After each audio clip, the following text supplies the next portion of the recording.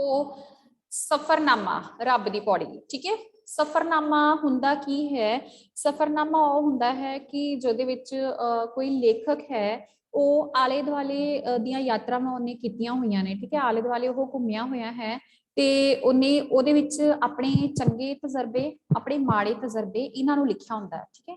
ਇਹਨੂੰ ਅਸੀਂ ਕਹਿੰਦੇ ਹਾਂ ਸਫਰਨਾਮਾ, ਠੀਕ ਹੈ। ਜਿਸ ਤਰ੍ਹਾਂ ਕਹਾਣੀ ਵਿੱਚ ਕਹਾਣੀਕਾਰ ਹੈ ਨਾ ਲਿਖਦਾ ਹੈ, ਆਪਣੀ ਕਹਾਣੀ ਲਿਖਦਾ ਹੈ, ਖੁਦ ਮੈਨੂਪਲੇਟ ਕਰਦਾ ਹੈ, ਰਾਈਟ। ਜੀਵਨ ਦੀਆਂ ਸਮੱਸਿਆਵਾਂ ਬਾਰੇ ਲਿਖਦਾ ਹੈ, ਠੀਕ ਹੈ। ਤੇ ਕਵਿਤਾ ਦੇ ਵਿੱਚ ਕਵੀ ਆਪਣੇ ਵਿਚਾਰਾਂ ਨੂੰ ਪੇਸ਼ ਕਰਦਾ ਹੈ, ਠੀਕ ਹੈ। ਜੀਵਨੀ ਵਿੱਚ ਕੀ ਹੁੰਦਾ, ਜੀਵਨੀ ਵਿੱਚ ਵੀ ਆਪਣੇ ਵਿਚਾਰਾਂ ਨੂੰ ਪੇਸ਼ ਕਰਦਾ ਹੈ। ਇਸੇ ਤਰ੍ਹਾਂ ਹੀ ਸਫਰਨਾਮਾ ਹੈ ਕਿ ਉਹਨੇ ਜਿਹੜਾ ਸਫ਼ਰ ਕੀਤਾ ਹੁੰਦਾ ਹੈ ਉਹਦੇ ਬਾਰੇ ਲਿਖਦਾ ਹੈ। ਸੋ ਇਸ ਪਾਠ ਵਿੱਚ ਲੇਖਕ ਨੇ ਨਿਊਯਾਰਕ ਦਾ ਸਫ਼ਰ ਕੀਤਾ ਹੈ, ਠੀਕ ਹੈ। ਤਾਂ ਹੀ ਇਹਨੂੰ ਆਪਾਂ ਨਿਊਯਾਰਕ ਬਾਰੇ ਸਫ਼ਰ ਕਰਦਾ ਹੈ, ਉੱਥੋਂ ਦੇ ਚੰਗੇ ਮਾੜੇ ਹਾਲਾਤਾਂ ਬਾਰੇ ਲਿਖਦਾ ਹੈ, ਉੱਥੋਂ ਦੇ ਲੋਕਾਂ ਦੇ ਵਤੀਰੇ ਬਾਰੇ, ਉਹਨਾਂ ਦੇ ਬਿਹੇਵੀਅਰ ਬਾਰੇ ਲਿਖਦਾ ਹੈ। ਸੋ ਉਹਨੂੰ ਆਪਾਂ ਕਹਿੰਦੇ ਹਾਂ ਸਫਰਨਾਮਾ, ਠੀਕ ਹੈ। ਸੋ ਇਸ ਸਫਰਨਾਮੇ ਦਾ ਨਾਮ ਹੈ ਰੱਬ ਦੀ ਪੌੜੀ। ਹੁਣ ਰੱਬ ਦੀ ਪੌੜੀ ਕਿਉਂ ਕਿਹਾ ਗਿਆ ਹੈ? ਕਿਉਂਕਿ ਦੇਖੋ ਪੌੜੀ ਜਿਹੜੀ ਹੈ ਉਹ ਵੱਡੀ ਹੁੰਦੀ ਹੈ ਨਾ, ਉੱਚੀ ਹੁੰਦੀ ਆ, ਜਿਹਨੂੰ ਆਪਾਂ ਸੀੜੀ ਕਹਿ ਦਿੰਦੇ ਹਾਂ, ਹਨਾ, ਸਟੇਅਰਸ, ਓਕੇ। ਸੋ ਇਹਨੂੰ ਰੱਬ ਦੀ ਪੌੜੀ ਕਿਉਂ ਕਿਹਾ ਗਿਆ ਹੈ? ਕਿਉਂਕਿ ਨਿਊਯਾਰਕ ਦੇ ਵਿੱਚ ਇੱਕ ਬਿਲਡਿੰਗ ਹੈ ਜਿਹਦਾ ਨਾਮ ਕੀ ਹੈ? ਐਮਪਾਇਰ ਸਟੇਟ ਬਿਲਡਿੰਗ, ਠੀਕ ਹੈ। ਇਹ ਬਿਲਡਿੰਗ ਦਾ ਨਾਮ ਹੈ, ਇਸ ਨੂੰ ਰੱਬ ਦੀ ਪੌੜੀ ਕਿਹਾ ਗਿਆ ਹੈ। ਸੋ ਅੰਡਰਲਾਈਨ ਕਰ ਲਓ ਇਹਨੂੰ ਲਿਖ ਵੀ ਲਓ, ਚਾਹੇ ਤੁਸੀਂ ਆਪਣੀ ਰਫ ਕਾਪੀ ਤੇ 1 ਮਾਰਕਸ ਕੁਐਸਚਨ ਕਿ ਰੱਬ ਦੀ ਪੌੜੀ ਕਿਹਨੂੰ ਕਿਹਾ ਗਿਆ ਹੈ? ਐਮਪਾਇਰ ਸਟੇਟ ਬਿਲਡਿੰਗ ਨੂੰ, ਕਿਉਂਕਿ ਇਹ ਬਹੁਤ ਜ਼ਿਆਦਾ ਵੱਡੀ ਹੈ। ਹੁਣ ਇਹਦੇ ਵਿੱਚ ਅੱਗੋਂ ਦੀ ਮੰਜ਼ਿਲਾਂ ਜਿਹੜੀਆਂ ਨੇ ਉਹ ਵੀ ਦੱਸੀਆਂ ਜਾਣਗੀਆਂ ਕਿ ਇਹਦੇ ਵਿੱਚ ਕਿੰਨੀਆਂ ਕਿੰਨੀਆਂ ਮੰਜ਼ਿਲਾਂ ਸੀਗੀਆਂ, ਠੀਕ ਹੈ। ਉਹ ਸਾਰਾ ਇਹਦੇ ਵਿੱਚ ਦੱਸਿਆ ਜਾਏਗਾ, ਇੱਥੋਂ ਦੇ ਕਰਮਚਾਰੀਆਂ ਦਾ ਕੀ ਵਤੀਰਾ ਹੈ, ਸਭ ਕੁਝ, ਠੀਕ ਹੈ। ਸੋ ਨਿਊਯਾਰਕ ਦਾ ਉਹ ਸਫ਼ਰ ਕਰਦਾ ਹੈ, right. So let's start. Ridham read करोगे? हाँ जी, यस मैम। हर रोज मैं दुनिया दी सब तो उच्ची इमारत कोल दी लगदा जिस दा नाम एम्पायर स्टेट बिल्डिंग है, पर मेरा कदे इस उत्ते चढ़ के देखण नूं जी नहीं सी कीता। न्यूयॉर्क विच सैकड़े चीज़ां दे नाल ਇਹ ਸ਼ਬਦ ਜੁੜੇ ਹੋਏ ਹਨ। ਇਹ ਸਭ ਤੋਂ ਵੱਡੀ ਬੰਦਰਗਾਹ ਹੈ, ਇਹ ਸਭ ਤੋਂ ਵੱਡਾ ਅਮੀਰ ਆਦਮੀ ਹੈ, ਇਹ ਸਭ ਤੋਂ ਵੱਡਾ ਬਾਜ਼ਾਰ ਹੈ, ਇਹ ਸਭ ਤੋਂ ਵੱਡਾ ਥੀਏਟਰ ਹੈ, ਇਹ ਸਭ ਤੋਂ ਵੱਡਾ ਅਖਬਾਰ, ਇਹ ਸਭ ਤੋਂ ਵੱਡੀ ਸੱਟਾਬੰਦੀ ਹੈ। ਹਰ ਚੀਜ਼ ਵੱਡੀ दिक्की चीज दा किते किते देखण नूं मिलदी है। वेट, ठीक है। हुण वेट रिदम, राइट। हुण लेखक की कहंदा है कि ਉਹ ਜਦੋਂ ਵੀ ਦੁਨੀਆ ਦੀ ਸਭ ਤੋਂ ਉੱਚੀ ਇਮਾਰਤ ਕੋਲ ਨਿਕਲਦਾ ਸੀਗਾ, ਠੀਕ ਹੈ। ਇਹਨੂੰ ਅੰਡਰਲਾਈਨ ਕਰ ਲਓ ਫॉर 1 ਮਾਰਕ ਕਿ ਉਸ ਬਿਲਡਿੰਗ ਦਾ ਨਾਮ ਹੈ ਐਮਪਾਇਰ ਸਟੇਟ ਬਿਲਡਿੰਗ, ਠੀਕ ਹੈ। ਤੇ ਪਰ ਕਦੀ ਵੀ ਉਹਨੇ ਇਹਨੂੰ ਚੜ ਕੇ ਨਹੀਂ ਸੀ ਦੇਖਿਆ, ਚੜ ਕੇ ਉਹਦਾ ਦੇਖਣ ਦਾ ਦਿਲ ਹੀ ਨਹੀਂ ਸੀ ਕਰਦਾ। ਜੀ ਮਤਲਬ ਦਿਲ। ਤੇ ਨਿਊਯਾਰਕ ਵਿੱਚ ਸੈਂਕੜੇ ਚੀਜ਼ਾਂ ਦੇ ਨਾਲ ਇਹ ਸ਼ਬਦ, ਮਤਲਬ ਉਹਦੇ ਵਿੱਚ ਇੱਕ ਕਹਾਵਤ ਹੈ, ਸੈਂਕੜੇ ਹੀ ਜਿਹੜੇ ਸ਼ਬਦ ਨੇ ਇਹਦੇ ਨਾਲ ਜੁੜੇ ਹੋਏ ਹਨ ਕਿ ਨਿਊਯਾਰਕ ਦੀ ਜਿਹੜੀ ਬੰਦਰਗਾਹ ਹੈ ਉਹ ਸਭ ਤੋਂ ਵੱਡੀ ਬੰਦਰਗਾਹ ਹੈ। ਅਮੀਰ ਆਦਮੀ ਜਿਹੜਾ ਹੈ ਉਹ ਇੱਥੋਂ ਹੀ ਬਿਲੋਂਗ ਕਰਦਾ ਹੈ, ਠੀਕ ਹੈ। ਸਭ ਤੋਂ ਜਿਹੜਾ ਵੱਡਾ ਬਾਜ਼ਾਰ ਹੈ ਉਹ ਵੀ ਨਿਊਯਾਰਕ ਦੇ ਵਿੱਚ ਹੈ, ਥੀਏਟਰ ਉਹ ਵੀ ਨਿਊਯਾਰਕ ਦੇ ਵਿੱਚ ਹੈ। ਸੱਟਾ ਮੰਡੀ ਹੁੰਦੀ ਹੈ ਕਿ ਕੋਈ ਨਾ ਕੋਈ ਸੱਟਾ ਲਗਾਉਂਦਾ ਹੈ, ਠੀਕ ਹੈ, ਕਿ ਮਤਲਬ ਉਹਦੀ ਇਹ ਵਾਲੀ ਗੱਲ ਸਹੀ ਨਿਕਲੇਗੀ ਕਿ ਨਹੀਂ ਲੱਗੇਗੀ, ਪੈਸਿਆਂ ਦੇ ਨਾਲ ਸੱਟਾ, ਠੀਕ ਹੈ। ਹਰ ਚੀਜ਼ ਵੱਡੀ ਹੈ ਨਿਊਯਾਰਕ ਵਿੱਚ, ਛੋਟੀ ਚੀਜ਼ ਕਿਤੇ ਹੀ ਦੇਖਣ ਨੂੰ ਮਿਲਦੀ ਹੈ। ਹਾਂਜੀ। ਇੱਕ ਦਿਨ ਮੈਂ ਦੁਨੀਆ ਦੀ ਸਭ ਤੋਂ ਵੱਡੀ ਦੁਕਾਨ ਵਿੱਚ, ਜਿੱਥੇ ਸੂਈ ਤੋਂ ਲੈ ਕੇ ਹਵਾਈ ਜਹਾਜ਼ ਤੀਕ ਵਿਕਦਾ ਹੈ, ਜੁਰਾਬਾਂ ਦਾ ਇੱਕ ਜੋੜਾ ਖਰੀਦਣ ਗਿਆ। ਸੋਚਿਆ ਇਹ ਇਸੇ ਬਹਾਨੇ ਇਸ ਵੱਡੀ ਦੁਕਾਨ ਦਾ ਨਜ਼ਾਰਾ ਵੀ ਕਰ ਲਵਾਂਗਾ। ਮੈਂ ਟੋਕੀਓ ਤੇ ਪੈਰਿਸ ਦੇ ਵੱਡੇ ਸਟੋਰ ਤੱਕੇ ਸਨ। ਉਹਨਾਂ ਦੀ ਸਜਾਵਟ, ਸ਼ਿੰਗਾਰ, ਤਰਤੀਬ ਤੱਕ ਕੇ ਬਹੁਤ ਪ੍ਰਭਾਵਿਤ ਹੋਇਆ ਸਾ। ਟੋਕੀਓ ਦੇ ਇੱਕ 8 ਮੰਜ਼ਿਲਾ ਸਟੋਰ ਵਿੱਚ ਹਰ ਮੰਜ਼ਿਲ ਦੀ ਹਰ ਪੌੜੀ ਅੱਗੇ ਸਜੀ ਸਜਾਈ ਜਾਪਾਨੀ ਕੁੜੀ ਇਸ ਲਈ ਖੜੀ ਹੁੰਦੀ ਕਿ ਹਰ ਆਉਟ ਜਾਉਣ ਵਾਲਾ ਦਾ ਦੁਹਾਰੀ ਹੋ ਕੇ ਧੰਨਵਾਦ ਕਰੇ। ਗਾਹਕ ਚੀਜ਼ ਲਵੇ ਭਾਵੇਂ ਦਾ ਸਟੋਰ ਦੇ ਵਿੱਚ ਰੈਸਟੋਰੈਂਟ, ਡਾਕਖਾਨਾ, ਫੁੱਲਾਂ ਦੀਆਂ ਕਿਆਰੀਆਂ ਅਤੇ ਬੱਚਿਆਂ ਦੇ ਦਿਲ ਪਰਚਾਵੇ ਲਈ ਚਿੜੀਆਘਰ ਵੀ ਸੀ। ਵਿਚਕਾਰ ਉੱਚੇ ਥੜੇ ਉੱਤੇ ਹੀਰਿਆ ਪੰਜੀਆਂ ਨਾਲ ਜੜੀ ਇੱਕ ਮੂਰਤੀ ਸੀ ਜੋ ਗਾਹਕਾਂ ਨੂੰ ਬਹੁਤ ਪ੍ਰਸੰਨ ਕਰਨ ਲਈ ਉੱਥੇ ਰੱਖੀ ਗਈ ਸੀ। ਠੀਕ ਹੈ, ਹੁਣ ਲੇਖਕ ਕੀ ਕਹਿ ਰਿਹਾ ਹੈ ਕਿ ਉਹ ਇੱਕ ਦਿਨ ਬਹੁਤ ਵੱਡੀ ਦੁਕਾਨ ਤੇ ਗਿਆ। ਅੰਡਰਲਾਈਨ ਕਰ ਲਓ, ਇਹਦੇ ਵਿੱਚ ਕੁਐਸਚਨ ਤੁਸੀਂ ਲਿਖ ਸਕਦੇ ਹੋ ਕਿ ਲੇਖਕ ਕਿੱਥੇ ਗਿਆ ਸੀ। ਠੀਕ ਹੈ, ਵੱਡੀ ਦੁਕਾਨ ਵਿੱਚ ਉੱਥੇ ਕੀ ਵਿਕਦਾ ਸੀ? ਸੂਈ ਤੋਂ ਲੈ ਕੇ ਹਵਾਈ ਜਹਾਜ਼ ਤੱਕ, ਮਤਲਬ ਕਿ ਉਸ ਦੁਕਾਨ ਦੇ ਵਿੱਚ ਹਰ ਇੱਕ ਫੈਸਿਲਿਟੀ ਪ੍ਰੋਵਾਈਡ ਸੀ। ਠੀਕ ਹੈ, ਇੱਕ ਸੂਈ ਜਿਹੜੀ ਛੋਟੀ ਜਿਹੀ ਚੀਜ਼ ਹੈ, ਹਵਾਈ ਜਹਾਜ਼ ਜਿਹੜਾ ਬਹੁਤ ਵੱਡਾ ਹੈ, ਹਮੇਸ਼ਾ ਉੱਥੇ ਹਰ ਇੱਕ ਚੀਜ਼ ਮਿਲਦੀ ਸੀ। ਤੇ ਲੇਖਕ ਉੱਥੇ ਖਰੀਦਣ ਕੀ ਗਿਆ ਸੀ, ਇਹਨੂੰ ਵੀ ਲਿਖ ਲਓ। ਠੀਕ ਹੈ, ਲੇਖਕ ਦੁਕਾਨ ਵਿੱਚ ਕੀ ਖਰੀਦਣ ਗਿਆ ਸੀ। ਰਾਈਟ, ਨਾਲ ਨਾਲ ਵਨ ਵਰਡ ਕੁਐਸਚਨਸ ਲਿਖੀ ਚਲੋ। ਇੱਕ ਜੁਰਾਬਾਂ ਦਾ ਜੋੜਾ, ਠੀਕ ਹੈ, ਸੌਕਸ, ਉਹ ਖਰੀਦਣ ਗਿਆ ਸੀਗਾ। ਤੇ ਉਹਨੇ ਫਿਰ ਸੋਚਿਆ ਕਿਉਂ ਨਾ ਮੈਂ ਇਹ ਵੱਡੀ ਦੁਕਾਨ ਦਾ ਇੱਕ ਵਾਰੀ ਮੈਂ ਇਹਨੂੰ ਘੁੰਮ ਕੇ ਵੀ ਦੇਖ ਲਵਾਂ। ਤੇ ਉਹਨੇ ਕਿਹੜੇ ਕਿਹੜੇ ਸਟੋਰ ਤੱਕੇ ਸਨ, ਇਹਨੂੰ ਵੀ ਅੰਡਰਲਾਈਨ ਕਰ ਲਓ। ਟੋਕੀਓ ਤੇ ਪੈਰਿਸ ਦੇ ਵੱਡੇ ਵੱਡੇ ਸਟੋਰ ਤੱਕੇ ਸਨ। ਤੱਕੇ ਮਤਲਬ ਦੇਖੇ ਸਨ। ਠੀਕ ਹੈ, ਪਰ ਉਹਨੇ ਐਡਾ ਵੱਡਾ ਜਿਹੜਾ ਸਟੋਰ ਸੀ ਉਹ ਪਹਿਲੀ ਵਾਰੀ ਦੇਖਿਆ ਸੀ। ਤੇ ਉੱਥੇ ਉਹਨੇ ਦੇਖਿਆ ਕਿ ਬੜਾ ਜ਼ਿਆਦਾ ਇੰਪ੍ਰੈਸ ਹੋਇਆ ਉਹਦੀ ਤਰਤੀਬ ਮਤਲਬ ਕਿੱਦਾਂ ਸਿਸਟਮੈਟਿਕਲੀ ਹਰ ਇੱਕ ਚੀਜ਼ ਜਿਹੜੀ ਹੈ ਉਹ ਰੱਖੀ ਹੋਈ ਹੈ, ਸਜਾਵਟ ਕਿੰਨੀ ਹੈ, ਮਤਲਬ ਉਹਨੂੰ ਡੈਕੋਰੇਟ ਬਹੁਤ ਸੋਹਣਾ ਕੀਤਾ ਹੋਇਆ ਸੀ। ਠੀਕ ਹੈ, ਤੇ ਉਹ ਅੱਗੋਂ ਦੀ ਦੱਸਿਆ ਹੈ ਕਿ ਟੋਕੀਓ ਦੇ ਇੱਕ 8 ਮੰਜ਼ਿਲਾ ਸਟੋਰ ਵਿੱਚ ਹਰ ਮੰਜ਼ਿਲ ਦੀ ਪੌੜੀ ਅੱਗੇ ਇੱਕ ਸੱਜੀ ਸਜਾਈ ਜਾਪਾਨੀ ਕੁੜੀ, ਮਤਲਬ ਕਿ ਜਿਹੜੀ ਹਰ ਕਸਟਮਰ ਦਾ ਆਉਂਦੇ ਜਾਂਦੇ ਵੈਲਕਮ ਕਰਦੀ ਹੈ। ਠੀਕ ਹੈ, ਦੂਰੀ ਹੋ ਕੇ ਮਤਲਬ ਕਿ ਇਸ ਤਰ੍ਹਾਂ ਬੈਂਡ ਹੋ ਕੇ ਉਹਨਾਂ ਦਾ ਥੈਂਕ ਯੂ ਕਰਦੀ ਹੈ। ਠੀਕ ਹੈ, ਤੇ ਸਭ ਕੁਝ ਉੱਥੇ ਮਿਲਦਾ ਸੀ। ਤੇ ਉਹਦੇ ਵਿੱਚ ਹੋਰ ਕੀ ਕੀ ਸੀ ਸਟੋਰ ਵਿੱਚ, ਇਹਨੂੰ ਵੀ ਅੰਡਰਲਾਈਨ ਕਰ ਲਓ ਫॉर वन वर्ड। ਰੈਸਟੋਰੈਂਟ ਸੀ, ਡਾਕਖਾਨਾ, ਫੁੱਲਾਂ ਦੀਆਂ ਕਿਆਰੀਆਂ ਤੇ ਬੱਚਿਆਂ ਦੇ ਦਿਲ ਪਰਚਾਵੇ ਲਈ ਚਿੜੀਆਘਰ, ਤਾਂ ਕਿ ਬੱਚਿਆਂ ਦਾ ਐਂਟਰਟੇਨਮੈਂਟ ਹੋ ਸਕੇ। ਠੀਕ ਹੈ, ਤੇ ਵਿਚਕਾਰ ਉੱਚੇ ਥੜੇ ਉੱਤੇ, ਥੜਾ ਮਤਲਬ ਥੋੜੀ ਜਿਹੀ ਉਚਲੀ ਸ਼ੈਲਫ, ਉਹਦੇ ਵਿੱਚ ਕੀ ਸੀਗਾ, ਹੀਰਿਆਂ ਪੰਨਿਆਂ ਨਾਲ ਜੜੀ ਇੱਕ ਮੂਰਤੀ ਸੀ। ਠੀਕ ਹੈ, ਇੱਕ ਸਟੈਚੂ ਰੱਖਿਆ ਹੋਇਆ ਸੀ ਜਿਹਦੇ ਵਿੱਚ ਕੀ ਜੜਿਆ ਹੋਇਆ ਸੀ, ਹੀਰੇ ਪੰਨੇ ਤੇ ਮੋਤੀ ਜੜੇ ਹੋਏ ਸਨ। ਤੇ ਜਿਹੜੇ ਕਿ ਗਾਹਕਾਂ ਨੂੰ ਪ੍ਰਸੰਨ ਕਰਨ ਲਈ, ਮਤਲਬ ਕਿ ਜੇ ਕੋਈ ਕਸਟਮਰ ਹੈ ਦੁਕਾਨ ਵਿੱਚ ਐਂਟਰ ਕਰੇ ਤਾਂ ਉਹ ਮੂਰਤੀ ਨੂੰ ਦੇਖ ਕੇ ਉਹ ਬਹੁਤ ਜ਼ਿਆਦਾ ਖੁਸ਼ ਹੋ ਜਾਂਦਾ ਸੀ। ਠੀਕ ਹੈ, ਹਾਂਜੀ ਨੈਕਸਟ। ਨਿਊਯਾਰਕ ਦੀ ਇਸ ਵੱਡੀ ਦੁਕਾਨ ਦੇ ਬੂਹੇ ਵਿੱਚ ਵੜਦਿਆਂ ਸਾਰੀ ਪੰਛੀ ਦੀ ਚਿੜਚਿੜਾਹਟ ਸੁਣਾਈ ਦਿੱਤੀ। ਉੱਥੇ ਫੁੱਲਾਂ ਦੇ ਗੁਲਦਸਤੇ ਅਤੇ ਬੂਟੇ ਸਨ। ਜੀ ਖੁਸ਼ ਹੋ ਗਿਆ। ਜੀ ਮਤਲਬ ਉਹਦਾ ਮਨ ਖੁਸ਼ ਹੋ ਗਿਆ। ਹਾਂਜੀ, ਬੜੀ ਭੀੜ ਸੀ। ਮੈਂ ਰਾਲਫ ਦੇ ਨਾਲ ਸਾਂ। ਅਸੀਂ ਦੋਵੇਂ ਗਾਹਕਾਂ ਦੀ ਭੀੜ ਨੂੰ ਚੀਰਦੇ ਹੋਏ ਜੁਰਾਬਾਂ ਵਾਲੇ ਵਿਭਾਗ ਵਿੱਚ ਪੁੱਜੇ। ਉੱਥੇ ਠੀਕ ਪਹੁੰਚਦੇ ਮੈਨੂੰ ਪਤਾ ਚੱਲ ਗਿਆ ਕਿ ਇਹ ਨਕਲੀ ਫੁੱਲਾਂ ਦੀ ਪ੍ਰਦਰਸ਼ਨੀ ਸੀ। ਪੰਛੀ ਵੀ ਨਕਲੀ ਸਨ। ਕਰਮਚਾਰੀਆਂ ਨੇ ਬੋਲਦੇ ਹੋਏ ਪੰਛੀਆਂ ਦੇ ਰਿਕਾਰਡ ਲਾਏ ਹੋਏ ਸਨ। ਰਾਲ ਨੇ ਦੱਸਿਆ ਕਿ ਰਿਕਾਰਡ ਵਿੱਚ ਅਸਲੀ ਪੰਛੀ ਨਹੀਂ ਸਨ ਬੋਲ ਰਹੇ। ਜੀ ਖਰਾਬ ਹੋ ਗਿਆ। ਜੁਰਾਬਾਂ ਵੇਚਣ ਵਾਲੇ ਵਿਭਾਗ ਰਾਈਟ, ਜਦੋਂ ਉਹ ਨਿਊਯਾਰਕ ਦੀ ਇਸ ਵੱਡੀ ਸਾਰੀ ਦੁਕਾਨ ਵਿੱਚ ਪਹੁੰਚਿਆ ਤੇ ਉਹਨੂੰ ਪੰਛੀਆਂ ਦੀ ਚਹਿਚਹਾਟ ਕੀ ਹੁੰਦਾ ਹੈ, ਜਦੋਂ ਪੰਛੀ ਉੱਚੀ ਉੱਚੀ ਚੀਂ ਕਰਦੇ ਨੇ, ਉਹਨਾਂ ਦੀ ਆਵਾਜ਼, ਠੀਕ ਹੈ, ਉਹ ਆਵਾਜ਼ ਜਿਹੜੀ ਹੈ ਉਹ ਸਾਨੂੰ ਬਹੁਤ ਜ਼ਿਆਦਾ ਸੋਹਣੀ ਲੱਗਦੀ ਹੈ। ਜਦੋਂ ਆਪਾਂ ਸਵੇਰੇ ਵੀ ਉੱਠਦੇ ਆ ਨਾ ਤੇ ਪੰਛੀ ਜਿਹੜੇ ਨੇ ਉਹ ਚਹਿਚਹਾਉਂਦੇ ਨੇ। ਠੀਕ ਹੈ, ਤੇ ਉਹਨਾਂ ਦੀ ਜਿਹੜੀ ਆਵਾਜ਼ ਹੈ ਸਾਡਾ ਮਨ ਬਹੁਤ ਜ਼ਿਆਦਾ ਖੁਸ਼ ਕਰਦੀ ਹੈ। ਤੇ ਜੀ ਲੇਖਕ ਦਾ ਮਨ ਜਿਹੜਾ ਹੈ ਉਹ ਇਸ ਮਧੁਰ ਆਵਾਜ਼ ਨੂੰ ਸੁਣ ਕੇ ਬਹੁਤ ਜ਼ਿਆਦਾ ਖੁਸ਼ ਹੋ ਗਿਆ। ਅੱਗੇ ਹੈ ਰਾਲਫ। ਰਾਲਫ ਲਿਖ ਲਓ, ਇਹ ਲੇਖਕ ਦਾ ਦੋਸਤ ਹੈ। ਠੀਕ ਹੈ, ਕੁਐਸਚਨ ਪੁੱਛਿਆ ਜਾ ਸਕਦਾ ਹੈ ਲੇਖਕ ਦੇ ਦੋਸਤ ਦਾ ਕੀ ਨਾਮ ਸੀ, ਰਾਲਫ। ਰਾਈਟ, ਤੇ ਉਹ ਦੋਵੇਂ ਗਾਹਕਾਂ ਦੀ ਭੀੜ ਨੂੰ ਚੀਰਦੇ ਹੋਏ, ਮਤਲਬ ਕਿ ਗਾਹਕ ਕਸਟਮਰ ਅੱਗੇ ਬਹੁਤ ਸਾਰੇ ਸਨ, ਉਹਨਾਂ ਦੀ ਕਾਫੀ ਸਾਰੀ ਭੀੜ ਸੀ, ਉਹਨਾਂ ਤੋਂ ਅੱਗੇ ਨਿਕਲਦੇ ਹੋਏ ਉਹ ਜੁਰਾਬਾਂ ਵਾਲੇ ਵਿਭਾਗ ਵਿੱਚ, ਵਿਭਾਗ ਮਤਲਬ ਜਿੱਥੇ ਜੁਰਾਬਾਂ ਸਾਰੀਆਂ ਲੱਗੀਆਂ ਹੋਈਆਂ ਸੀਗੀਆਂ, ਕਿਉਂਕਿ ਸਟੋਰ ਬਹੁਤ ਵਧੀਆ ਸੀ ਤੇ ਹਰ ਇੱਕ ਚੀਜ਼ ਸਿਸਟਮ ਦੇ ਨਾਲ ਲੱਗੀ ਹੋਈ ਸੀਗੀ, ਠੀਕ ਹੈ, ਸਿਸਟਮੈਟਿਕ ਸੀਗੀ। ਮਤਲਬ ਹਰ ਇੱਕ ਚੀਜ਼, ਕੋਈ ਵੀ ਚੀਜ਼ ਹੈ, ਅਗਰ ਗਰੋਸਰੀ ਹੈ ਤਾਂ ਉਹ ਅਲੱਗ ਸੀ, ਠੀਕ ਹੈ, ਕੱਪੜਿਆਂ ਵਾਲਾ ਕਾਰਨਰ ਅਲੱਗ ਸੀ।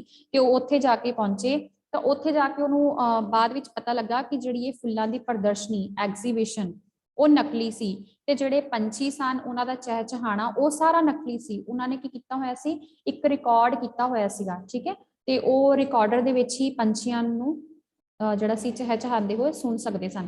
ਮਤਲਬ ਉੱਥੇ ਰੀਅਲ ਵਿੱਚ ਪੰਛੀ ਆ ਕੇ ਨਹੀਂ ਚਹਿਚਹਾ ਰਹੇ ਸਨ। ਇਹ ਸੁਣ ਕੇ ਜਿਹੜਾ ਲੇਖਕ ਹੈ ਉਹਦਾ ਜਿਹੜਾ ਮਨ ਹੈ ਬਹੁਤ ਜ਼ਿਆਦਾ ਉਦਾਸ ਹੋ ਗਿਆ। ਹਾਂਜੀ। ਜੁਰਾਬਾਂ ਵੇਚਣ ਵਾਲੇ ਵਿਭਾਗ ਦੇ ਨਿਗਰਾਨ ਨੂੰ ਆਪਣੇ ਬੈਚ ਦੀ ਜੁਰਾਬ ਲਈ ਪੁੱਛਿਆ ਤਾਂ ਉਸ ਨੇ ਤਰ੍ਹਾਂ ਤਰ੍ਹਾਂ ਦੀਆਂ ਜੁਰਾਬਾਂ ਵੱਲ ਇਸ਼ਾਰਾ ਕੀਤਾ। ਮੈਂ ਉਹਨਾਂ ਵਿੱਚੋਂ ਇੱਕ ਚੁਣ ਲਿਆ ਤੇ ਮਿੱਠੀ ਬੀਚ ਕੇ ਜੁਰਾਬਾਂ ਦੀ ਮੈਚ ਲਿਆ ਤੇ ਪੁੱਛਿਆ ਕੀ ਇਹ ਮੇਰੇ ਮੈਚ ਆ ਜਾਵੇਗੀ। ਨਿਗਰਾਨ ਨੇ ਆਖਿਆ ਹੋਰਨਾਂ ਦੇ ਮੈਚ ਆਉਂਦੀ ਹੈ, ਤੇਰੇ ਕਿਉਂ ਨਹੀਂ ਆਵੇਗੀ। ਜਿੱਤਿਆ ਦੇ ਜੁਰਾਬਾਂ ਦੇ ਮੈਚ ਬਾਰੇ ਮੈਂ ਬੜਾ ਵਹਿਮੀ ਸੀ ਹੈ। ਠੀਕ ਹੈ, ਰਾਈਟ। ਜੁਰਾਬਾਂ ਪਹੁੰਚਣ ਵਾਲੇ ਜਦੋਂ ਵਿਭਾਗ ਵਿੱਚ ਗਿਆ ਤਾਂ ਉੱਥੇ ਨਿਗਰਾਨ ਜਿਹੜਾ ਉੱਥੇ ਤੁਸੀਂ ਦੇਖਿਆ ਹੋਏਗਾ ਕਈ ਵਾਰੀ ਆਪਾਂ ਵੱਡੇ ਵੱਡੇ ਸਟੋਰਾਂ ਵਿੱਚ, ਮਾਲਸ ਵਿੱਚ ਜਾਂਦੇ ਹਾਂ ਤੇ ਹਰ ਇੱਕ ਸੈਕਸ਼ਨ ਦੇ ਸਾਹਮਣੇ ਕੋਈ ਨਾ ਕੋਈ ਉੱਥੇ ਖੜਾ ਹੁੰਦਾ ਹੈ ਜੋ ਕਿ ਤੁਹਾਨੂੰ ਪ੍ਰੋਪਰਲੀ ਗਾਈਡ ਕਰ ਸਕਦਾ ਹੈ, ਠੀਕ ਹੈ। ਉੱਥੇ ਇੱਕ ਨਿਗਰਾਨ ਖੜਾ ਸੀ ਤਾਂ ਮੇਚ ਹੁੰਦਾ, ਉਹਦੇ ਮਤਲਬ ਸਾਈਜ਼ ਉਹਦਾ ਜਿਹੜਾ ਹੈ ਆ ਜਾਏਗਾ ਲੇਖਕ ਦਾ, ਕਿਉਂਕਿ ਲੇਖਕ ਨੂੰ ਆਪਣੇ ਸਾਈਜ਼ ਦਾ ਇੰਨਾ ਜ਼ਿਆਦਾ ਨਹੀਂ ਸੀ ਪਤਾ। ਉਹ ਬਹੁਤ ਜ਼ਿਆਦਾ ਵਹਿਮੀ ਸੀ, ਉਹਨੂੰ ਲੱਗਦਾ ਸੀਗਾ ਕਿ ਜੇ ਮੈਂ ਚੀਜ਼ ਕੋਈ ਲੈ ਲਵਾਂਗਾ ਵੱਡੀ ਜਾਂ ਛੋਟੀ ਕਿਉਂ ਨਾ ਹੋ ਜਾਵੇ, ਠੀਕ ਹੈ। ਤੇ ਉਹਨੇ ਫਿਰ ਇੱਕ ਜੁਰਾਬਾਂ ਦਾ ਜੋੜਾ ਉਠਾਇਆ ਤੇ ਉਹਨੇ ਪੁੱਛਿਆ ਕਿ ਇਹ ਮੇਰੇ ਆ ਜਾਵੇਗੀ। ਤੇ ਫਿਰ ਨਿਗਰਾਨ ਜਦੋਂ ਕਹਿੰਦਾ ਹੈ ਤੇ ਉਹ ਕਹਿੰਦਾ ਕਿਉਂ ਨਹੀਂ ਆਵੇਗੀ। ਨੈਕਸਟ। ਜੁਰਾਬ ਨੂੰ ਚੰਗੀ ਤਰ੍ਹਾਂ ਤੱਕ ਕੇ ਤੇ ਹਿਸਾਬ ਲੈ ਕੇ ਮੈਂ ਫੈਸਲਾ ਕਰ ਲਿਆ ਕਿ ਇਸ ਨੂੰ ਖਰੀਦਾਂਗਾ। ਨਿਗਰਾਨ ਨੇ ਵੀ ਮੇਰੇ 5 ਮਿੰਟ ਇਸ ਤਰ੍ਹਾਂ ਚੀਜ਼ ਨੂੰ ਪਸੰਦ ਕਰਨ ਵਿੱਚ ਹੀ ਲਾਉਣ ਉੱਤੇ ਕੁਝ ਫੈਸਲਾ ਕਰ ਲਿਆ ਸੀ। ਇਹ ਆ ਕੇ ਕਿ ਮੈਂ ਇਹੋ ਜੁਰਾਬ ਖਰੀਦਾ, ਮੈਂ ਜੁਰਾਬ ਨੂੰ ਵੇਖਣ ਲੱਗਾ। ਨਵਾਂ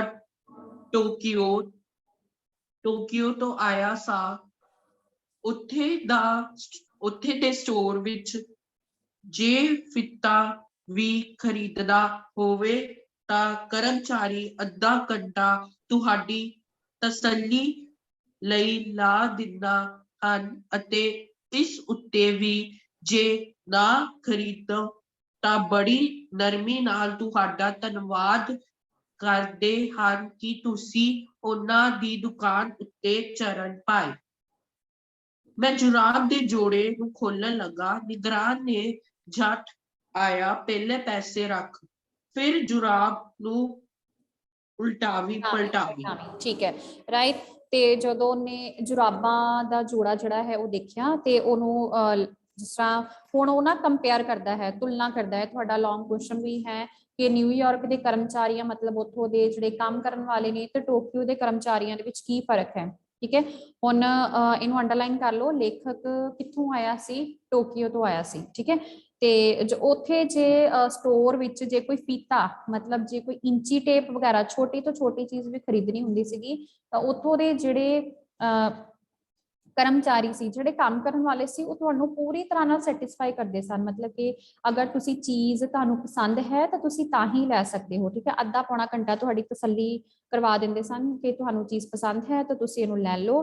ਤੇ ਫਿਰ ਵੀ ਉਹ ਬੜੀ ਨਰਮੀ ਦੇ ਨਾਲ ਮਤਲਬ ਬੜੇ ਪਿਆਰ ਦੇ ਨਾਲ ਤੁਹਾਡੇ ਨਾਲ ਪੇਸ਼ ਆਉਂਦੇ ਸੀ, ਤੁਹਾਡਾ ਥੈਂਕ ਯੂ ਕਰਦੇ ਸਨ, ਠੀਕ ਹੈ, ਤੇ ਤਾਂ ਕਿ ਤੁਸੀਂ ਉਹਨਾਂ ਦੀ ਦੁਕਾਨ ਤੇ ਚਰਨ ਪਾਏ। ਪਰ ਇੱਥੋਂ ਦੇ ਉਹ ਕੰਪੈਰੀਜ਼ਨ ਕਰਦਾ ਹੈ, ਤੁਲਨਾ ਕਰਦਾ ਹੋਇਆ ਕਹਿੰਦਾ ਹੈ ਕਿ ਜਿਹੜੇ ਨਿਊਯਾਰਕ ਦੇ ਲੋਕ ਨੇ, ਹੁਣ ਉੱਥੇ ਕੀ ਕੀਤਾ ਉਹਨੇ, ਕਰਮਚਾਰੀ ਨੇ ਸਿਰਫ ਉਹਨੂੰ 5 ਮਿੰਟ ਦਿੱਤੇ ਕਿ ਤੇਰੇ ਕੋਲ ਸਿਰਫ 5 ਮਿੰਟ ਹਨ, ਤੂੰ 5 ਮਿੰਟਾਂ ਵਿੱਚ ਹੀ ਜਿਹੜਾ ਜੁਰਾਬਾਂ ਨੇ ਇਹਨਾਂ ਨੂੰ ਤੂੰ ਦੇਖ ਲੈ ਤੇਰੇ ਆਂਦੀਆਂ ਹਨ ਕਿ ਨਹੀਂ ਆਂਦੀਆਂ, ਠੀਕ ਹੈ। ਫਿਰ ਜਦੋਂ ਜੁਰਾਬਾਂ ਜਿਹੜੀਆਂ ਨੇ ਉਹ ਖਰੀਦ ਲੈਂਦਾ ਹੈ ਤੇ ਫਿਰ ਉਹਨੂੰ ਨਿਗਰਾਨ ਜਿਹੜਾ ਹੈ ਉਹ ਕੀ ਕਹਿੰਦਾ ਹੈ ਕਿ ਪਹਿਲਾਂ ਪੈਸੇ ਰੱਖ। ਮਤਲਬ ਪਹਿਲਾਂ ਕਹਿੰਦੇ ਨੇ ਕਿ ਪਹਿਲਾਂ ਤੁਸੀਂ ਬਿੱਲ ਦੇ ਦਿਓ ਤੇ ਬਾਅਦ ਵਿੱਚ ਤੁਸੀਂ ਆਪਣੀ ਚੀਜ਼ ਨੂੰ ਉਲਟਾ ਪਲਟਾ ਸਕਦੇ ਹੋ, ਜਦ ਕਿ ਟੋਕੀਓ ਦੇ ਵਿੱਚ ਇਸ ਤਰ੍ਹਾਂ ਦੀ कोई गल नहीं सी, उत्थे हर तरीके दे नाल गाहक दे नाल कोऑपरेट किया जाता सी।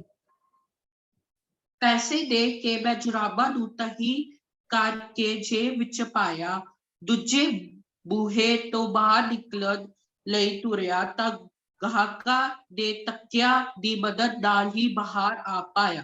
ਦਿਨ ਦੇ 11 ਵਜੇ ਸਨ, ਸੂਰਜ ਚਮਕ ਰਿਹਾ ਸੀ, ਚਿੱਟੀ ਧੁੱਪ ਨਾਲ ਨਿਊਯਾਰਕ ਦੀਆਂ ਬਿਲਡਿੰਗਾਂ ਲਿਪਿਆ ਹੋਇਆ ਸੁੰਦਰ ਲੱਗ ਰਹੀਆਂ ਸਨ। ਗਲੀ ਵਿੱਚੋਂ ਭਾਂਤ-ਭਾਂਤ ਦੀ ਖਲਕਤ ਲੱਗ ਰਹੀ ਸੀ। ਆਕਾਸ਼ ਨੀਲਾ ਨੀਲਾ एम्पायर स्टेट ऊंची बुर्जी लिशक रही सी। रात ਨੂੰ ਛੁੱਟੀ ਸੀ।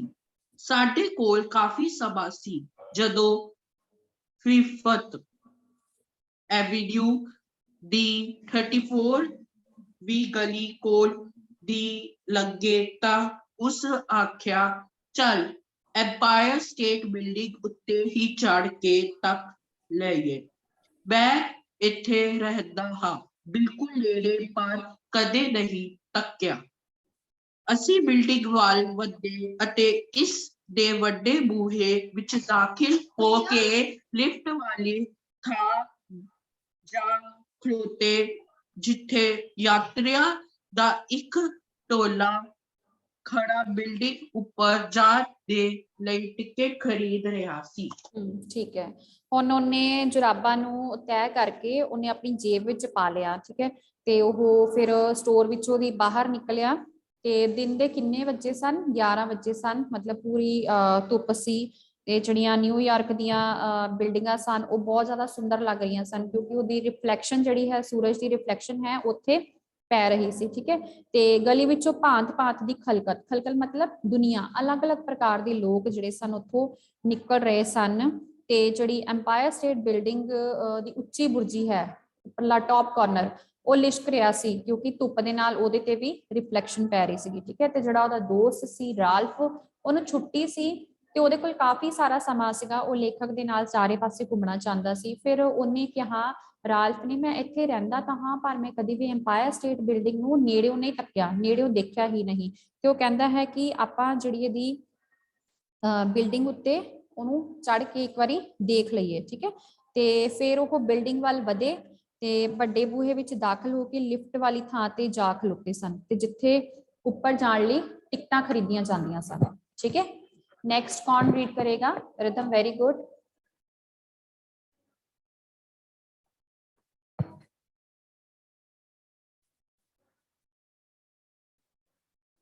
रात ने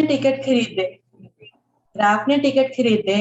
ਅਸੀਂ ਸਾਰੇ ਟਿਕਟ ਵੱਡੀ ਲਿਫਟ ਵਿੱਚ ਬੈਠ ਗਏ ਜੋ ਡਾਕ ਗੱਡੀ ਵਾਂਗ ਛੁੱਟੀ ਤੇ ਅਸੀਂ ਵੀ ਮੰਜ਼ਿਲ ਉੱਤੇ ਪਹੁੰਚ ਗਈ।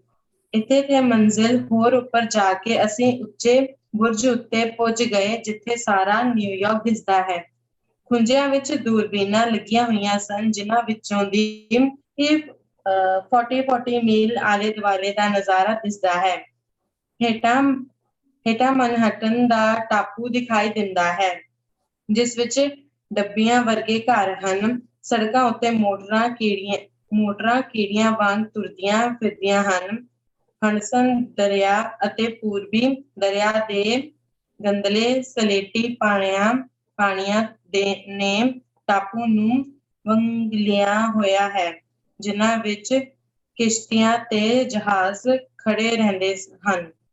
ਨਾਲ ਲੱਗਦੀ ਰਿਆਸਤ ਨਿਊ ਜਰਸੀ, ਉਸ ਤੋਂ ਪਰੇ ਫੈਕਟਰੀਆਂ, ਉਸ ਤੋਂ ਪਰੇ ਖੇਤ ਅਤੇ ਉਸ ਤੋਂ ਪਰੇ ਦੂਜੇ ਸ਼ਹਿਰ ਨਜ਼ਰ ਆਉਂਦੇ ਹਨ।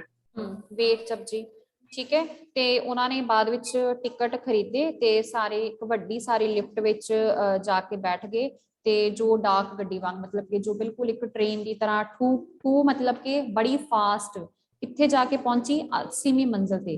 ਠੀਕ ਹੈ, 80ਵੀਂ ਮੰਜ਼ਿਲ ਤੇ ਉਹ ਜਾ ਕੇ ਪਹੁੰਚ ਗਏ। ਤਾਂ ਇੱਥੇ 6 ਮੰਜ਼ਿਲਾਂ ਉੱਤੇ ਅੱਗੋਂ ਦੀ ਨਾ ਸਾਰਾ ਉਹਦਾ ਨਜ਼ਾਰਾ ਹੈ। ਜਦੋਂ ਉਹ ਐम्पायर ਸਟੇਟ ਬਿਲਡਿੰਗ ਉੱਤੇ ਚੜੇ ਤਾਂ ਅੱਗੋਂ ਦੀ ਕੀ ਨਜ਼ਾਰਾ ਉਹਨਾਂ ਨੂੰ ਦੇਖਣ ਨੂੰ ਮਿਲਦਾ ਹੈ, ਇਹ ਸਭ ਕੁਝ ਇਹਦੇ ਵਿੱਚ ਮੈਂਸ਼ਨ ਹੈ। ਠੀਕ ਹੈ, ਫਿਰ ਉਹ ਕਿੱਥੇ ਜਾ ਕੇ ਪਹੁੰਚੇ? 6 ਮੰਜ਼ਿਲਾਂ ਉੱਪਰ ਜਾ ਕੇ ਬੁਰਜ ਉੱਤੇ ਪਹੁੰਚ ਗਏ। ਠੀਕ ਹੈ। ਤੇ ਉੱਥੋਂ ਦੀ ਜਦੋਂ ਉਹ ਪਹੁੰਚੇ ਤਾਂ ਉਹਨਾਂ ਨੂੰ ਸਾਰਾ ਨਿਊਯਾਰਕ ਜਿਹੜਾ ਸੀ ਉਹ ਨਜ਼ਰ ਆਉਂਦਾ ਸੀ। ਖੂੰਜਿਆਂ ਵਿੱਚ ਦੂਰਬੀਨਾਂ ਲੱਗੀਆਂ ਹੋਈਆਂ ਹੁੰਦੀਆਂ ਹਨ। ਖੂੰਜੇ ਮਤਲਬ ਕਾਰਨਰ, ਦੂਰਬੀਨ ਜਦੋਂ ਆਪਾਂ ਦੂਰ ਦੀ ਜਿਹੜੀ ਚੀਜ਼ ਹੈ ਉਹ ਆਪਾਂ ਦੇਖ ਸਕਦੇ ਹਾਂ। ਠੀਕ ਹੈ, ਤੇ ਉੱਥੋਂ ਦੀ ਕਿੱਦਾਂ ਦਾ ਨਜ਼ਾਰਾ ਦਿਸਦਾ ਸੀਗਾ, 40 ਮੀਲ ਆਲੇ ਦੁਆਲੇ ਦਾ ਨਜ਼ਾਰਾ। ਠੀਕ ਹੈ, ਹੇਠਾਂ ਮਨਹਟਨ ਦਾ ਟਾਪੂ ਦਿਖਾਈ ਦਿੰਦਾ ਹੈ। ਅੰਡਰਲਾਈਨ ਕਰ ਲਓ, ਟਾਪੂ ਦਾ ਨਾਮ ਕੀ ਹੈ? ਮਨਹਟਨ, ਜਿਸ ਵਿੱਚ ਡੱਬੀਆਂ ਵਰਗੇ ਘਰ ਹਨ, ਕਿਉਂਕਿ ਉਹ ਬਹੁਤ ਉੱਚੀ ਵਾਲੀ ਮੰਜ਼ਿਲ ਤੇ ਖੜੇ ਹੋਏ ਹਨ ਤੇ ਉਹਨਾਂ ਨੂੰ ਹੇਠਾਂ ਤੋਂ ਮਨਹਟਨ ਦਾ ਨਜ਼ਾਰਾ ਨਜ਼ਰ ਆਉਂਦਾ ਹੈ ਤੇ ਜਿਹੜੇ ਘਰ ਹਨ ਉਹਨਾਂ ਨੂੰ ਬੜੇ ਛੋਟੇ ਛੋਟੇ ਨਜ਼ਰ ਆਉਂਦੇ ਸਨ। ਠੀਕ ਹੈ, ਕਿੱਦਾਂ ਦੇ? ਡੱਬੀਆਂ ਵਰਗੇ, ਬਹੁਤ ਛੋਟੇ ਛੋਟੇ।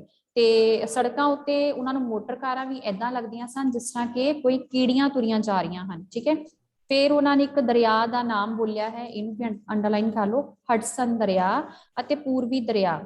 ਤੇ ਜਿਹਦੇ ਗੰਦਲੇ ਸਲੇਟੇ ਪਾਣੀਆਂ ਨੇ ਟਾਪੂ ਨੂੰ ਵਗਲਿਆ ਹੋਇਆ। ਵਗਲਿਆ ਮਤਲਬ ਕਿ ਆਲੇ ਦੁਆਲੇ ਉਹਨਾਂ ਨੂੰ ਪ੍ਰੋਪਰਲੀ ਕਵਰ ਕੀਤਾ ਹੋਇਆ ਹੈ। ਠੀਕ ਹੈ, ਉਹਨੂੰ ਆਪਾਂ ਬੋਲਦੇ ਹਾਂ ਵਗਲਿਆ ਹੋਇਆ। ਹਡਸਨ ਦਰਿਆ ਤੇ ਪੂਰਬੀ ਦਰਿਆ ਵਿੱਚ ਕੀ ਖੜਾ ਹੋਇਆ ਹੈ? ਕਿਸ਼ਤੀਆਂ ਤੇ ਜਹਾਜ਼। ਠੀਕ ਹੈ, ਤੇ ਇੱਕ ਰਿਆਸਤ ਹੈ, ਰਿਆਸਤ ਦਾ ਨਾਮ ਇਹਨੂੰ ਅੰਡਰਲਾਈਨ ਕਰ ਲਓ, ਨਿਊ ਜਰਸੀ। ਰਾਈਟ, ਤੇ ਉਸ ਤੋਂ ਪਰੇ ਫੈਕਟਰੀਆਂ ਸਨ, ਫਿਰ ਖੇਤ, ਫਿਰ ਸ਼ਹਿਰ ਨਜ਼ਰ ਆਉਂਦਾ ਸੀ। Wait Japji, Jayant. Yes ma'am, मैं रीड करूं आगे से? ओके, हाँ जी कर लो। ਇੱਥੇ ਪੁੱਜ ਕੇ ਹਵਾ ਦਾ ਦਬਾਅ ਬਦਲ ਜਾਂਦਾ ਹੈ, ਤਾਪਮਾਨ ਵਿੱਚ ਵਧੇਰੇ ਠੰਡ ਉਤਰ ਆਉਂਦੀ ਹੈ। ਇਸ ਤੋਂ ਉੱਪਰ 16ਵੀਂ ਮੰਜ਼ਲਾ ਹੋਰ ਚੜ ਕੇ ਅਸੀਂ ਇਸ ਦੇ ਸਿਖਰ ਉੱਤੇ ਪੁੱਜ ਗਏ। ਧਰਤੀ ਤੋਂ 1250 ਫੁੱਟ ਉੱਚਾ ਇਸ ਉੱਤੇ ਹੋਰ ਉੱਚੀ ਬੁਰਜੀ ਹੈ ਜਿਸ ਦੀ ਨੋਕ 1472 ਫੁੱਟ ਤੀਕ ਪੁੱਜਦੀ ਹੈ। ਕੁਤਬ ਦੀ ਲਾਠ ਤੋਂ ਚੌਗੁਣੀ ਉੱਚੀ 102ਵੀਂ ਮੰਜ਼ਲ ਦੇ ਜੰਗਲੇ ਵਿੱਚ ਖੜੋ ਕੇ ਦੂਰਬੀਨ ਨਾਲ ਅਸੀਂ ਵਿਸ਼ਾਲ ਧਰਤੀ ਤੇ ਇਸ ਦੇ ਬਦਲਦੇ ਰੰਗ ਰੂਪ ਤੱਕ ਰਹੇ ਸਾਂ। ਇੱਥੋਂ 80 ਮੀਲ ਦੂਰ ਤੱਕ ਦੀ ਚੀਜ਼ ਨਜ਼ਰ ਆਉਂਦੀ ਹੈ। ਜੇਕਰ ਸੂਰਜ ਚਮਕ ਰਿਹਾ ਹੋਵੇ ਤੇ ਅਸਮਾਨ ਨਿਖਰਿਆ ਹੋਵੇ, ਜਿਵੇਂ ਆਦਮੀ ਦਿੱਲੀ ਖੜਾ ਹੋਵੇ ਤੇ ਉਸ ਨੂੰ ਮਥੁਰਾ ਦਿਖਾਈ ਦੇ ਰਿਹਾ ਹੋਵੇ। ਇੱਥੇ ਖੜੇ ਅਸੀਂ ਹਡਸਨ ਦਰਿਆ ਦੇ ਨਿੱਕੇ ਜਿਹੇ ਟਾਪੂ ਵਿੱਚੋਂ ਉਭਰੀ ਹੋਈ ਆਜ਼ਾਦੀ ਦੀ ਦੇਵੀ ਦੀ ਮੂਰਤੀ ਵੀ ਤੱਕੀ। ਉੱਚੀ ਬਾਂਹ ਅਮਰੀਕਾ ਦੀ ਆਜ਼ਾਦੀ ਦਾ ਪ੍ਰਤੀਕ। ਠੀਕ ਹੈ, ਰਾਈਟ। ਉਸ ਤੋਂ ਬਾਅਦ ਵਿੱਚ ਉਹ ਪਹਿਲਾਂ 6 ਮੰਜ਼ਲਾਂ ਉੱਪਰ ਤੱਕ ਜਾ ਪਹੁੰਚੇ ਸਨ, ਫਿਰ ਉਹ 16 ਮੰਜ਼ਲਾਂ ਹੋਰ ਉੱਪਰ ਤੱਕ ਚੜ ਗਏ। ਠੀਕ ਹੈ, ਤੇ ਉਹਨਾਂ ਨੂੰ ਫਿਰ ਧਰਤੀ ਤੋਂ ਕਿੰਨੇ ਫੁੱਟ ਉੱਪਰ ਸਨ? 1250 ਫੁੱਟ ਉੱਚੇ। ਤੇ ਇਸ ਤੋਂ ਅੱਗੇ ਇੱਕ ਹੋਰ ਉੱਚੀ ਬੁਰਜੀ ਸੀ, ਮਤਲਬ ਜਿਹੜੀ ਐਮਪਾਇਰ ਸਟੇਟ ਬਿਲਡਿੰਗ ਹੈ ਬਹੁਤ ਜ਼ਿਆਦਾ ਉੱਚੀ ਸੀ, ਜਿਸ ਦੀ ਨੋਕ ਮਤਲਬ ਜਿਹੜਾ ਉਹਦਾ ਤਿੱਖਾ ਜਿਹਾ ਹੁੰਦਾ ਨਾ ਜਿਸ ਤਰ੍ਹਾਂ ਏਦਾਂ ਕਰਕੇ, ਉਹ ਕਿੰਨੀ ਸੀਗੀ? 1472 ਫੁੱਟ ਤੱਕ ਪੁੱਜਦੀ ਸੀਗੀ। ਜਿੱਦਾਂ ਕੁਤਬ ਦੀ ਲਾਟ, ਕੁਤਬ ਮੀਨਾਰ ਹੈ ਨਾ, ਜਿਸ ਤਰ੍ਹਾਂ ਐਨ ਪ੍ਰੋਪਰਲੀ ਸਿੱਧਾ ਖੜਾ ਹੈ ਤੇ ਉਹਦੀ ਨੋਕ ਜੀ ਹੁੰਦੀ ਹੈ ਉੱਪਰ, ਉਹਦੀ ਨੋਕੀਲਾ ਜਿਹਾ। ਠੀਕ ਹੈ, ਉਸ ਤਰ੍ਹਾਂ ਹੀ ਤੇ ਚੌਗਣੀ ਉੱਚੀ, ਮਤਲਬ ਉਹ ਕੁਤਬ ਮੀਨਾਰ ਨਾਲੋਂ ਵੀ 4 ਗੁਣਾ ਹੋਰ ਜ਼ਿਆਦਾ ਉੱਚੀ ਸੀ ਇਹ ਵਾਲੀ ਬਿਲਡਿੰਗ। ਦੈਨ ਉਹ 102ਵੀਂ ਮੰਜ਼ਿਲ ਦੇ ਜੰਗਲੇ ਵਿੱਚ ਖੜੋ ਕੇ ਜਦੋਂ ਉੱਥੇ ਦੇਖਦੇ ਸਨ ਤੇ ਉੱਥੇ ਧਰਤੀ ਬਹੁਤ ਜ਼ਿਆਦਾ ਸੋਹਣੀ ਲੱਗਦੀ ਸੀ। ਜਦੋਂ ਥੱਲੋਂ ਦੀ ਆਪਾਂ ਨਜ਼ਾਰਾ ਦੇਖਦੇ ਹਾਂ, ਐਕਚੁਅਲੀ ਨਾ ਜਦੋਂ ਆਪਾਂ ਬਹੁਤ ਉੱਚੀ ਜਗ੍ਹਾ ਤੇ ਪਹੁੰਚਦੇ ਹਾਂ, ਉੱਚੀ ਬਿਲਡਿੰਗ ਤੇ ਆਪਾਂ ਧਰਤੀ ਵੱਲ ਦੇਖਦੇ ਹਾਂ ਤਾਂ ਧਰਤੀ ਬਹੁਤ ਜ਼ਿਆਦਾ ਸੋਹਣੀ ਸਾਨੂੰ ਲੱਗਦੀ ਹੈ। ਤੇ ਫਿਰ ਉਸ ਤੋਂ ਬਾਅਦ ਵਿੱਚ ਲਿਖਿਆ ਹੋਇਆ ਹੈ ਕਿ ਜਦੋਂ ਉੱਥੇ ਜਿੱਦਾਂ ਆਪਾਂ ਦਿੱਲੀ ਖੜੇ ਹੋਈਏ, ਫਿਰ ਉਹਨੇ ਕੰਪੈਰੀਜ਼ਨ ਕੀਤਾ ਹੈ ਤੇ ਉਹ ਮਥੁਰਾ ਦਿਖਾਈ ਦੇਵੇ ਤਾਂ ਕਿੰਨਾ ਸੋਹਣਾ ਲੱਗੇਗਾ। ਤੇ ਉੱਥੋਂ ਦੇ ਉਹਨਾਂ ਨੇ ਹਡਸਨ ਦਰਿਆ ਦੇਖੇ। ਫਿਰ ਉਹਨਾਂ ਨੇ ਇੱਕ ਆਜ਼ਾਦੀ ਦੀ ਦੇਵੀ ਦੀ ਮੂਰਤੀ ਤੱਕੀ। ਠੀਕ ਹੈ, ਉੱਚੀ ਬਾਂਹ ਅਮਰੀਕਾ ਦੀ ਆਜ਼ਾਦੀ ਦਾ ਪ੍ਰਤੀਕ, ਸਟੈਚੂ ਆਫ ਲਿਬਰਟੀ। ਠੀਕ ਹੈ, ਉਹਨਾਂ ਨੂੰ ਫਿਰ ਉਹ ਨਜ਼ਰ ਆਇਆ। ਠੀਕ ਹੈ, ਸਟੈਚੂ ਆਫ ਲਿਬਰਟੀ ਵਿੱਚ ਹੈ ਨਾ ਕਿ ਇੱਕ ਲੇਡੀ ਨੇ ਹੱਥ ਵਿੱਚੋਂ ਮਸ਼ਾਲ ਜੀ ਫੜੀ ਹੋਈ ਹੈ, ਉਹ ਕੀ ਹੈ? ਮਤਲਬ ਕਿ ਆਜ਼ਾਦੀ ਜਿਹੜੀ ਹੈ ਉਹ ਅਮਰੀਕਾ ਦੀ ਆਜ਼ਾਦੀ ਦਾ ਇੱਕ ਸਿੰਬਲ ਹੈ, ਪ੍ਰਤੀਕ ਹੈ। ਠੀਕ ਹੈ ਬੇਟਾ, ਇੱਥੋਂ ਤੱਕ ਆਪਾਂ ਕਰਾਂਗੇ। ਇਹਦੇ ਵਿੱਚ ਅਗਰ ਕਿਸੇ ਨੂੰ ਕੋਈ ਵੀ ਪ੍ਰੋਬਲਮ ਹੈ, ਕੋਈ ਵਰਡ ਸਮਝ ਨਹੀਂ ਲੱਗਾ ਤੇ ਪੁੱਛ ਲਓ, ਬਾਕੀ ਆਪਾਂ ਕੱਲ ਕੰਟੀਨਿਊ ਕਰਾਂਗੇ। ਠੀਕ ਹੈ, यस रिधम। मैं पूरब दरिया का नाम है। पूर्वी दरिया, हाँ जी, ਜਿਹੜੇ पूरब वाली साइड ਤੇ ਪੈਂਦਾ ਹੈ ਹਡਸਨ ਦਰਿਆ, ठीक है। ओके, ओके, मतलब वो पूरब दरिया दरिया का नाम है, दो दरिया का नाम, अलग हाँ अलग? जी, हाँ जी, ओके, ठीक है, ਹਡਸਨ ਤੇ पूर्वी ਦਰਿਆ। ਹੋਰ ਅਗਰ ਕਿਸੇ ਨੂੰ ਵੀ ਕੋਈ ਡਾਊਟ ਹੈ, ਨਾਲ ਨਾਲ ਇਹਦੇ ਵਨ ਵਰਡ ਕੁਐਸਚਨ ਆਨਸਰਸ ਤੁਸੀਂ ਕਰੀ ਜਾਣੇ ਨੇ, ਜਿਸ ਤਰ੍ਹਾਂ ਸਭ ਤੋਂ ਉੱਚੀ ਬਿਲਡਿੰਗ ਦਾ ਨਾਮ ਕੀ ਹੈ, ਠੀਕ ਹੈ, ਰੱਬ ਦੀ ਪੌੜੀ ਕਿਸ ਨੂੰ ਕਿਹਾ ਗਿਆ ਹੈ, ਕਿਉਂ ਕਿਹਾ ਗਿਆ ਹੈ, ਤੇ ਉਹਦੇ ਦੋਸਤ ਦਾ ਨਾਮ ਕੀ ਸੀਗਾ, ਫਿਰ ਲੇਖਕ ਕਿੱਥੋਂ ਆਇਆ ਸੀ, ਟੋਕੀਓ ਤੋਂ ਆਇਆ ਸੀ, ਫਿਰ ਉਹ ਜਦੋਂ ਅੰਦਰ ਗਿਆ, ਸਟੋਰ ਦੇ ਅੰਦਰ ਗਿਆ, ਉੱਥੇ ਉਹਨੂੰ ਕਿੱਦਾਂ ਦਾ ਨਜ਼ਾਰਾ ਦੇਖਣ ਨੂੰ ਮਿਲਿਆ, ਠੀਕ ਹੈ। ਫਿਰ ਜਦੋਂ ਉਹ ਜਰਾਬਾਂ ਦਾ ਜੋੜਾ ਲੈਣ ਲਈ ਗਿਆ ਤੇ ਉਹਨੂੰ ਨਿਗਰਾਨ ਨੇ ਕੀ ਕਿਹਾ, ਫਿਰ ਉਹ ਕਿਹਦੇ ਵਿੱਚ ਤੁਲਨਾ ਕਰਦਾ ਹੈ, ਕਿੱਥੋਂ ਦੇ ਕਰਮਚਾਰੀਆਂ ਦੀ ਤੁਲਨਾ ਕਰਦਾ ਹੈ, ਠੀਕ ਹੈ। ਦੈਨ ਉਹ ਕਿਹੜੀ ਬਿਲਡਿੰਗ ਵਿੱਚ ਜਾ ਕੇ ਪਹੁੰਚੇ, ਠੀਕ ਹੈ। ਫਿਰ ਦਰਿਆ ਦਾ ਨਾਮ ਲਿਖਣਾ ਹੈ ਤੁਸੀਂ, ਕਿਹੜੀ ਮੰਜ਼ਲ ਤੇ ਪਹੁੰਚ ਕੇ ਉਹਨਾਂ ਨੇ ਧਰਤੀ ਦਾ ਖੂਬਸੂਰਤ ਨਜ਼ਾਰਾ ਦੇਖਿਆ, ਠੀਕ ਹੈ। ਤੇ ਫਿਰ ਆਜ਼ਾਦੀ ਦੀ ਜਿਹੜੀ ਉਹਨੇ ਮੂਰਤੀ ਫੜੀ ਹੋਈ ਸੀਗੀ ਦੇਵੀ ਨੇ, ਉਹ ਕਿਸ ਦਾ ਪ੍ਰਤੀਕ ਹੈ, ਠੀਕ ਹੈ। ਇੱਥੋਂ ਤੱਕ ਤੁਸੀਂ ਆਪਣੇ ਸ਼ਾਰਟ ਕੁਐਸਚਨ ਆਨਸਰਸ ਲਿਖਣੇ ਨੇ, ਰਾਈਟ।